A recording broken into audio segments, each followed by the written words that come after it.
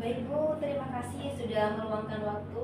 Saya ingin meminta bantuan supervisi terkait masalah yang dialami beberapa siswa di kelas saya yang tampaknya mengalami stres begitu Ibu akibat tekanan akademik.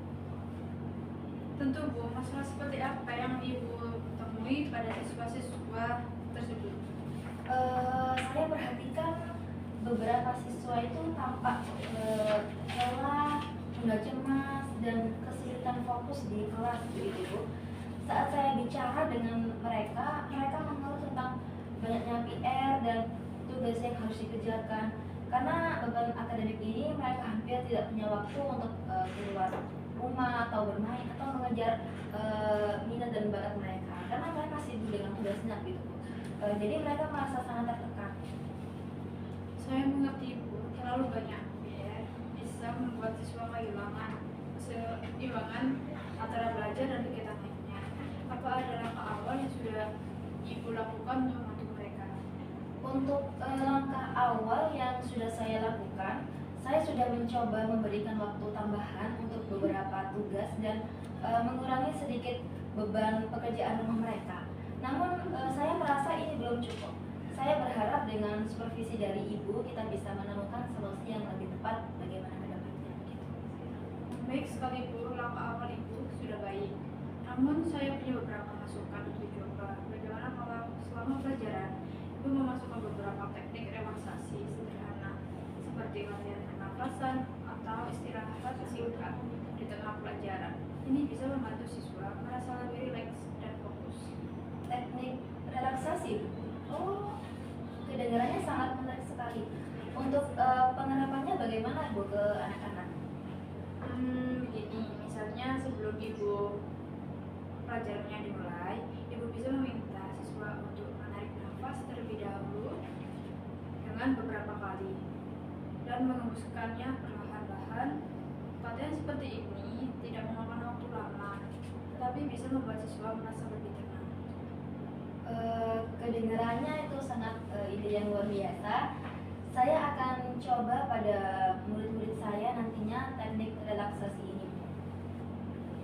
Selain itu, Ibu juga bisa memberikan fleksibilitas dalam tugas, misalnya seperti mengurangi beban PR dan menggantikan sebagian dengan proyek kelompok atau aktivitas yang lebih menyenangkan. Hal ini bisa membuat mereka tetap belajar, tetapi tidak merasa terbebani sekali. Itu sangat masuk akal sekali Bu. Saya rasa siswa saya akan lebih senang jika diberi tugas kelompok atau ukuran yang menarik gitu. Sangat betul Bu. Jangan lupa juga untuk berdiskusi dengan siswa di akhir pelajaran. Itu juga tanyakan apakah mereka merasa nyaman dengan tugas yang diberikan dan sesuaikan jika diperlukan.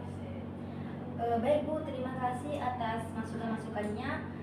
Saya yakin ini bisa membantu siswa saya lebih rileks. Sama-sama Bu. Tapi jangan lupa ya, siapkan juga RPP yang akan kita gunakan sebagai acuan untuk observasi nanti. Saya akan membawakannya sebagai referensi selama pengamatan. Untuk RPP-nya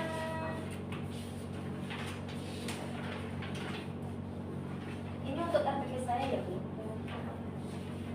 Kalau begitu, kapan rencananya ya Bu? Supervisi ini akan dilaksanakan? Bagaimana kalau hari Rabu depan tanggal 27 November 2024 sekitar jam ke-3 sampai 4. Apakah Ibu pada hari itu tidak ada acara atau dinas luar? Alhamdulillah, saya pada hari itu tidak ada acara ataupun keperluan lain. Alhamdulillah. Baik kalau begitu Ibu. Saya ucapkan terima kasih atas kesediaan Ibu meluangkan waktunya. Baik, sama-sama Bu. Saya pamit dulu Bu. Silakan Bu. Assalamualaikum. Waalaikumsalam.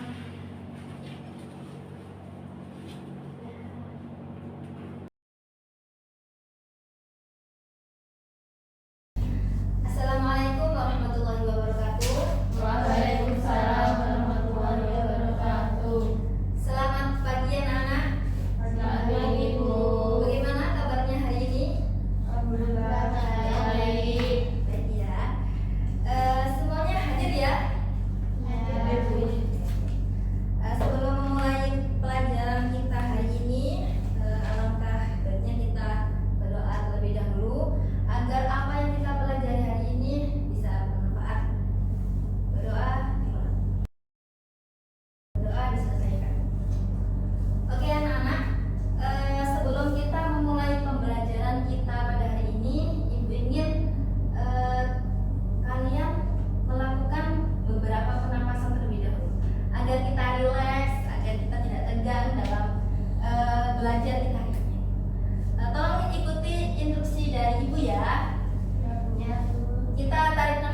terlebih dahulu.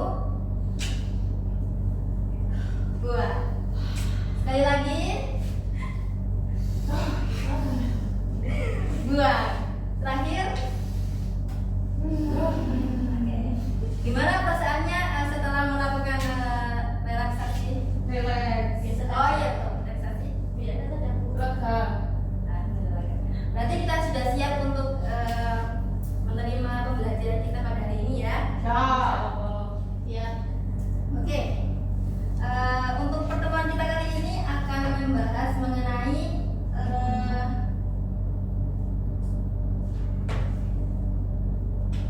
sejarah kemerdekaan Indonesia. Baik, Bu. Bismillah. Bu, saya di sini izin mengamati proses pembelajaran yang dilakukan. Baik, Bu.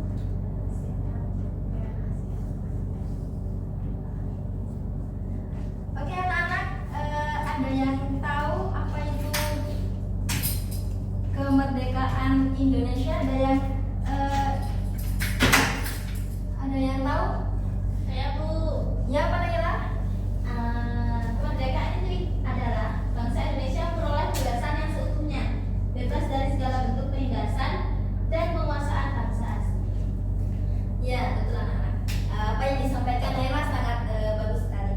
Jadi kemerdekaan Indonesia itu adalah momen penting dalam sejarah bangsa Indonesia, menandai berakhirnya penjajahan dan dimulainya era baru tanggal 17 Agustus 1945. Soekarno dan Muhammad Hatta memproklamasikan kemerdekaan Indonesia. Proklamasi ini bukanlah hasil dari satu hari perjuangan, namun melainkan akumulasi dari berbagai perlawanan dan perjuangan panjang para pahlawan bangsa melawan penjajah. Dalam pertemuan kita kali ini, kita akan menjelajahi perjalanan panjang menuju kemerdekaan, tokoh-tokoh penting, serta dampak dan perayaan kemerdekaan bangsa kita Indonesia. Penjajahan di Indonesia dimulai sejak abad ke-16 dengan kedatangan bangsa Eropa, terutama Portugis dan juga Belanda. Belanda melalui VOC mendominasi perdagangan dan wilayah Nusantara. Penjajahan membawa penderitaan bagi rakyat Indonesia, memicu berbagai perlawanan lokal selama ratusan tahun. Rakyat Indonesia mengalami penindasan dan eksploitasi.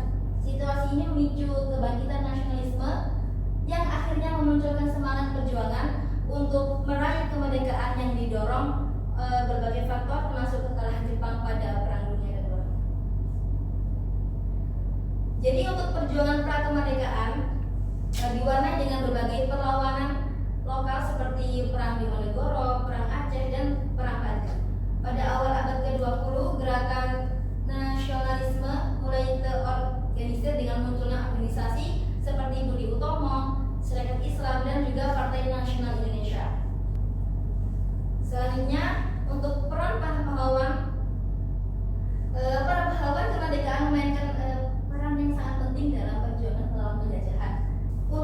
Selanjutnya untuk proklamasi kemerdekaan tanggal 17 Agustus 1945, Soekarno dan juga Hatta memproklamasikan kemerdekaan Indonesia di Jalan Pengangsaan Timur nomor 56 Jakarta.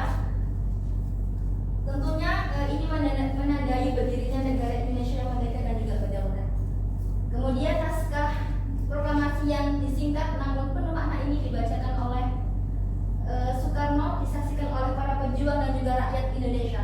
Kemudian momen ini menandai berakhirnya penjajahan di Indonesia dan juga menjadi simbol kebangkitan bangsa kita. Oke. Untuk tokoh-tokoh penting selain Soekarno dan Hatta, ada yang ingin ada yang tahu mengenai tokoh-tokoh yang lain yang telah berjuang demi kemerdekaan kita? Ada yang tahu? Sultan Syahrir Bu, Ki Hajar Dewantara, Tan Malaka, dan Kartini.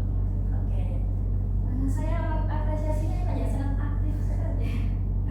Oke, yang lain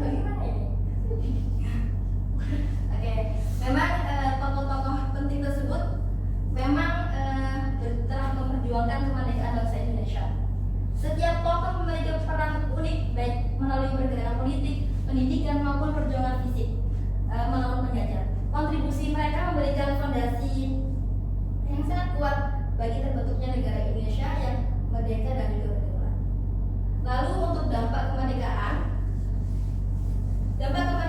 membawa perubahan besar bagi bangsa Indonesia. Secara politik, Indonesia itu menjadi negara yang sangat berdaulat, dengan pemerintahan sendiri. Secara sosial, rakyat Indonesia itu memperoleh kebebasan dan juga hak dasar yang sebelumnya dirampas oleh negara-negara penjajah terdahulu. Kemudian ekonomi mulai dibangun meskipun menghadapi banyak tantangan. Kemudian tentunya setiap negara yang sudah merdeka perlu adanya pengakuan oleh negara-negara lain. Tentunya diplomasi intensif dilakukan untuk memperoleh pengakuan dari negara lain. PBB akhirnya mengakui kemerdekaan Indonesia pada 27 Desember 1949. Oke, dari pemaparan yang Ibu sampaikan tadi, apakah ada yang perlu ditanyakan atau disampaikan?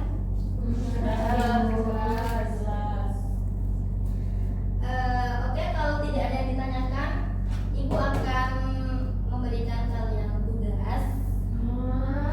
Tugas kalian belum selesai, Bu. Kok tugas lagi? Kalau yang nanya tolong didengar dulu. Untuk tugasnya adalah tugas berkelompok. Tugasnya apa? Tugasnya yaitu kalian membuat sebuah narasi cerita dari satu tokoh pahlawan di Indonesia. Satu tokoh saja. Banyak, Bu, itu. Oke, jadi gini. Untuk deadline-nya itu sangat lama. Adalah 2 minggu ya ke depan. Kenapa lama? Karena saya ingin bahwa tugas ini nggak hanya kalian selesaikan secara cepat begitu lalu diumus selesai, bukan. Tetapi Ibu ingin kalian menulisnya itu dengan penuh makna. Bagaimana tokoh yang kalian tulis itu menjadi inspirasi kalian, motivasi kalian sebagai bangsa Indonesia untuk bisa mencintai bangsa kita sendiri, seperti itu. Oke, gini, kalian kumpul satu kelompok itu jumlahnya berapa ya? 5. Ini ada yang 2, ada yang 3. Ada yang 2, ada yang 3 seperti itu. Oke, kalian berkumpul untuk kelompok untuk diskusi. Silakan. Kalian berdiskusi kelompok, tokoh mana yang kalian ambil untuk dijadikan sebuah narasi cerita. Oke. Untuk kelompok ini apakah sudah menemukan tokoh yang menjadi inspirasi? Saya sudah. Siapa? Iya, ada Dewantara, Bu. Apa? Iya, ada Dewantara, Bu. Untuk itu yang kelompoknya Fitri. Ibu Kartini, Bu. Ibu Kartini. Baik, jangan sudah pulang. Pulang ya, Bu. Sudah selesai. Kita masih waktu yang si padat loh. Oke, untuk tugasnya Ibu akan berikan lembar jawaban. Kalian kerjakan di sini ya. Untuk deadline-nya adalah 2 minggu ke depan. Dan kalau misalnya belum selesai, kalian bisa nyicil. Karena Ibu nggak harus Ibu ini nggak perlu cepat-cepat dalam menyelesaikan tugas. Karena yang terpenting adalah kalian itu proses belajarnya, bukan seberapa cepat kalian mengerjakan tugasnya. Ya, baik. Oke, kalian cicil sekarang. Boleh dicicil sekarang.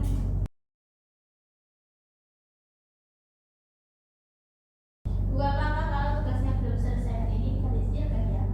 Boleh. Kalian tidak perlu khawatir karena memang yang telah saya sampaikan dari awal, memang tugas ini yang terpenting adalah proses belajar kalian. Kalian penuh maknai dulu aja tokoh yang kalian tulis itu bagaimana. Dan itu sebagai inspirasi. Jadi nggak perlu khawatir cepat-cepat selesai dikumpulkan juga. Seperti itu ya. Ya, bagaimana? Ya, kan kami lebih merasa nyaman kalau tugasnya bisa dicicil ya, Bu.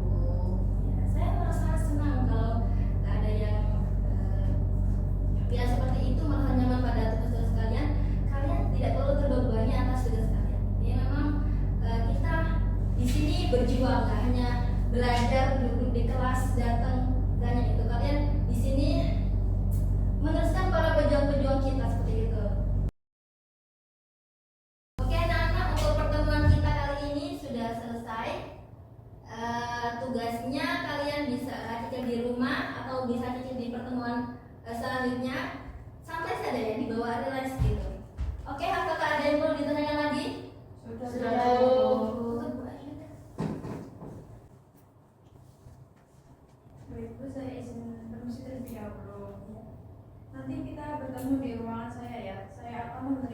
observasi dan masukan kepada Ibu. Permisi ya, Assalamualaikum. Oke anak-anak, yang terpenting dalam mengerjakan tugas adalah proses belajarnya, bukan seberapa cepat kita mengerjakan tugas. Saya doakan kalian selalu sukses dan Amin. selalu semangat ya teman-teman. Sampai jumpa di pertemuan berikutnya. Assalamualaikum warahmatullahi wabarakatuh. Waalaikumsalam warahmatullahi wabarakatuh.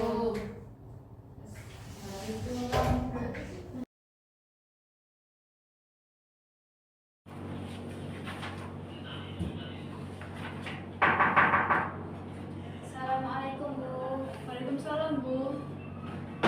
Mari silakan duduk ya, Bu. Baik, terima kasih. Bagaimana perasaan Ibu setelah mengajar tadi? Setelah mengajar tadi, terus terang saya agak grogi tadi Bu, karena tidak seperti biasanya waktu mengajar saya diobservasi oleh Ibu kepala sekolah sebagai supervisor. Wajar, Bu. Namun saya ingin mengapresiasi usaha Ibu dalam menciptakan suasana kelas yang nyaman tadi. Dari hasil observasi saya untuk proses pembelajarannya tadi sudah sesuai dengan RPP. Kemudian saya sudah mencatat menggunakan instrumen ini. Ada beberapa poin positif yang perlu Ibu pertahankan. Untuk RPP saya kembalikan, dan ini instrumen observasi saya tadi. Silakan untuk dilihat terlebih dahulu ya, Bu ya. Baik Bu. Sebelumnya terima kasih atas apresiasi dari Ibu kepada saya. Saya sudah berusaha semaksimal mungkin agar siswa merasa nyaman. Meskipun saya sedikit ragu tadi apakah metode yang saya terapkan tadi sudah efektif atau belum. Begitu. Justru langkah awal yang Ibu lakukan sudah sangat tepat sekali. Salah satu yang saya catat adalah cara Ibu memulai pelajaran dengan latihan pernafasan. Itu adalah metode yang sederhana, tetapi lebih efektif untuk membantu siswa rileks sebelum memulai pelajaran. Ini saya beri nilai yang sangat baik di instrumennya ya. Syukurlah jika itu bermanfaat. Kemudian untuk interaksi dengan siswa, saya tadi sudah melihat Ibu sudah sangat sabar dalam menjawab pertanyaan siswa yang cemas. Misalnya seperti ketika ada siswa yang khawatir tidak bisa menyelesaikan tugas, Ibu memberikan penjelasan yang dengan penuh perhatian dan solusi yang jelas. Ini juga sudah mendapat nilai yang lebih baik. Terima kasih Bu. Tetapi apakah ada hal yang perlu saya tingkatkan lagi untuk kedepannya? Ada beberapa catatan untuk pengembangannya ya tadi Bu. Ya. Misalnya pada aspek pengelolaan waktu, saya melihat Ibu sudah memberikan kelonggaran waktu untuk tugas, tetapi durasi diskusi kelompoknya itu tadi bisa sedikit disesuaikan ya, agar tidak terlalu panjang dan siswa tetap fokus. Oh, baik Bu. Terima kasih atas masukannya. Saya akan mencoba menyesuaikan alokasi waktu kedepannya.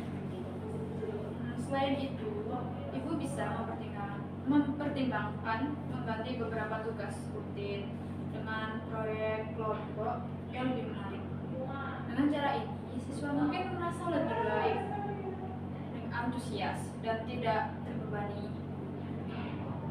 Itu kedengarannya ide yang sangat bagus Bu, yang luar biasa sekali. Dengan proyek seperti itu, siswa saya akan bisa belajar sambil bersenang-senang begitu ya Bu? Ya, tepat sekali. Dalam catatan tambahan ini, saya juga menuliskan saran untuk mengadakan jeda aktivitas di tengah pelajaran, seperti diskusi kelompok kecil atau permainan edukatif. Ini juga bisa membantu siswa tetap rileks. Baik Bu, saya akan mencoba menerapkan metode ini di kelas dan melihat dampaknya terhadap siswa-siswa saya di kelas. Bagus Bu, jika Ibu menghadapi tantangan atau memerlukan saran tambahan, jangan ragu untuk berdiskusi dengan saya. Kita juga bisa menjadwalkan evaluasi lanjutan untuk melihat perkembangan yang lebih lanjut. Terima kasih banyak Bu atas masukan dan panduannya. Untuk instrumen ini juga sangat membantu saya untuk lebih memahami area mana yang perlu diperbaiki ke depannya. Sama-sama Bu, saya senang bisa membantu Ibu. Saya tunggu kabar baik dari Ibu nanti ya pas Bu di kelas.